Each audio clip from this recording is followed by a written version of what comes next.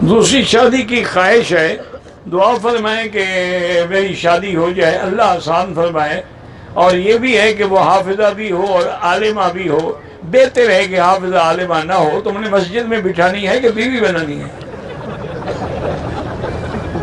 اگر تم نے مدرسہ چلانا ہے پھر تو عالمہ ڈھونڈو، ورنہ یہ عالمہ پھر اتنا تنگ کرتی ہے کہ ناک میں دم آ جائے گا، روز ایک نیا مسئلہ بتائے گی۔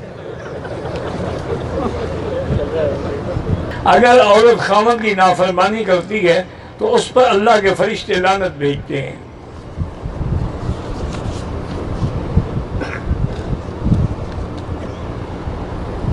شوہر رات میں 2-3 بجے تک کسی کافر عورت سے فون پہ باتیں کرتے ہیں، ملنے جاتے ہیں، بیوی پریشان ہے، تو اس کے لیے بھی وہی میں نے کہا نا کہ یا مانعو 70 دفعہ پڑھ کے اس کو پانی پہ کھانے پہ کھلایا کریں، اسی نیت سے کہ اللہ اس کو برائیوں سے روکے۔ میرے شوہر جو ہیں وہ مزارات پہ جاتے ہیں، نماز پابندی سے پڑھتے نہ پڑھے، بہرحال قبروں پہ جانا تو منع نہیں ہے، قبروں کی جا کے بوسہ دینا یا سجدہ کرنا جو ہے وہ حرام ہے۔ بیوی کے صدقے کی رقم خاوند ادا کر سکتا ہے، اگر بیوی کے پاس توفیق ہے تو کر دے، ورنہ خاوند اس کی طرف سے کرتا ہے تو اس کی مہربانی ہے، اس کے ذمے نہیں ہے۔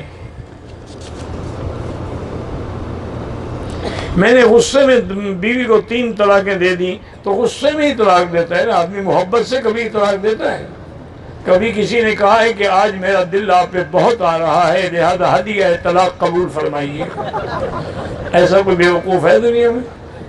طلاق جب بھی دے گا غصے میں دے گا، ہو گئی طلاق۔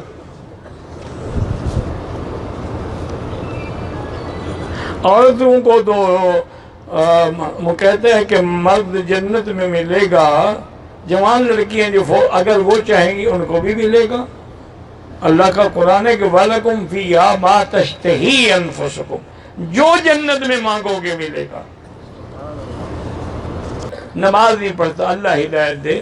امام احمد بن حنبل کے نزدیک تو بے نمازی کافر ہو جاتا ہے۔ دوران نماز سجدے کی جگہ پہ نظر رکھیں، کعبے کو نہ دیکھیں۔ اللہ اکبر